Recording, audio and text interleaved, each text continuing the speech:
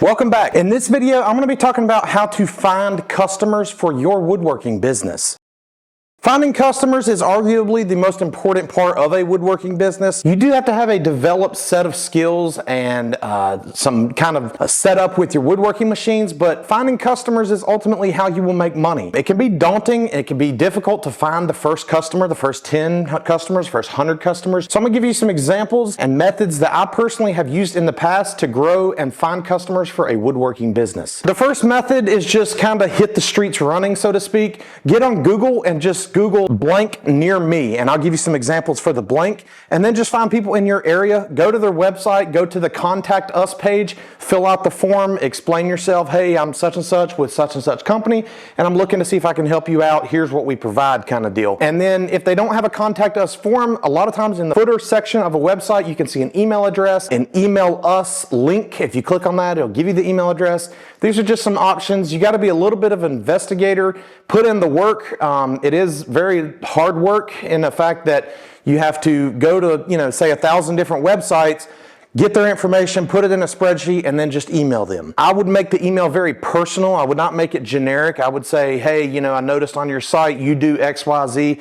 Make it seem like you actually looked at them specifically rather than just a generic email looking for customers. That's not going to get very far. So I do have a list of people that you can Google and companies that may be a good fit for the woodworking business specifically. These are companies that can use some type of woodworking. Interior designers, real estate agents, staging companies. Those are the first three. Staging companies are going to need some sort of wooden table. They might need wall decor. They might need props for a shelf. They might need shelves themselves. Real estate agents, same thing. They may be flipping a house or doing something that they need some sort of cabinetry, shelves, furniture, etc. Interior designers, same way. They're working with a client. The client might want something specific that is drawn up, and maybe it's a special shelf or a window frame or something that involves type of woodworking. Again, it depends on what type of woodworking that you do, but these could be of benefit to you. The next one is very basic and obvious, and it's just friends and family. Start small. You probably have an aunt, a grandmother, a brother-in-law, somebody who needs something made of wood. And frankly, in my experience, even if they don't need something made of wood, if they know that someone in the family is starting a woodworking business,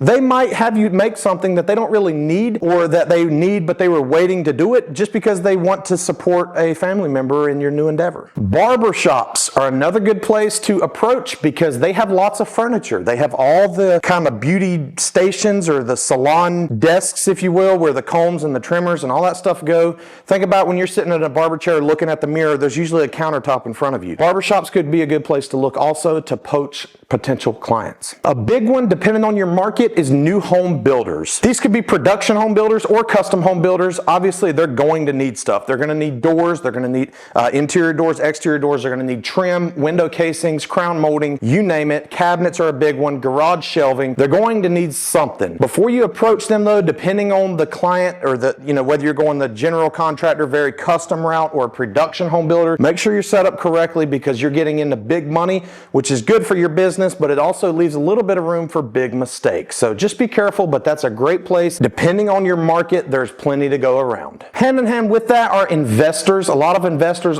own multiple properties and they work with property managers. A lot of times if you have a poor tenant and they move out, they may cause damage inside the house or cause some things to wear out that need to be replaced or repaired. And as a woodworker, you could step in and fulfill that need. The next one is theaters. And it doesn't have to be LA, Hollywood, big time theaters. You could certainly approach them, but you could also approach local theaters, small time theaters. They're going to need stages and props for their theatrical performance. They're going to need tables, desks, curtain rods, light stands, all that sort of stuff that you could find your niche there and maybe approach a theater. This one is a little different, but it's a good way to make money is other woodworking businesses could be your client. And the way I would do this is simply an add-on to something they are already doing. For example, maybe you approach a cabinet company, but you sell cabinet doors. Maybe they outsource their cabinet doors to you. Maybe you approach a custom furniture maker and you make custom wooden handles that they could use on their furniture. Those may be bad examples, but I think you get what I'm trying to say. You could add something that enhances their product or something that they don't want to do anymore anymore, or they're overloaded with work and they can outsource to you. So maybe some of your first customers could be other woodworkers or other woodworking businesses. Restoration companies is another good place to consider. If there's damage, whether it's water damage, fire damage, smoke damage, whatever, they're going to need some components as well. They may need furniture legs that have gotten damaged because they were in water. They may need to replace furniture altogether. They might have rotted wood or something that has become burnt, damaged. It's unfortunate, but when people lose everything, they need new furniture. Restoration companies could be a good place to start as well. If there's mold restoration, a lot of times the coverings of the walls have to be removed, so they might have to take down cabinets and trim and doors. You could slide in with the restoration companies and be the guy that puts all that stuff back and find customers that way. The next first customer you could approach as a woodworker is other craft makers or crafters. If they're going to craft shows specifically, they're going to need some sort of display stand, maybe some sort of crate to transport their goods to the craft show, a dolly, etc. This is kind of a weird niche, but it is somewhere that you can maybe make a little bit of money. If they need some sort of custom display to sell their jewelry, you could be the guy that makes that woodworking display for them. And the last one on my list is daycares or youth play areas. Daycares typically need a lot of equipment and kind of doodads, as I'll call it, inside and outside. They're going to need play areas. They're going to need playgrounds. They're going to need small, custom, youth-sized chairs and tables and desks. They may buy it from some big box store, but as a woodworker, you could approach your local daycare and say, hey, you want this carve out of a pretty green dinosaur to go in your playroom? You could be the guy that makes a wooden dinosaur. That's a bad example, but I think you get the idea. I hope these ideas helped. If you think I've missed some, or you think I'm crazy, or you want to add some to this list, leave them down to the comments. I read all the comments and I'll reply to each of them as well. For now, be sure to like, comment, and subscribe. Thank you for watching. Take care.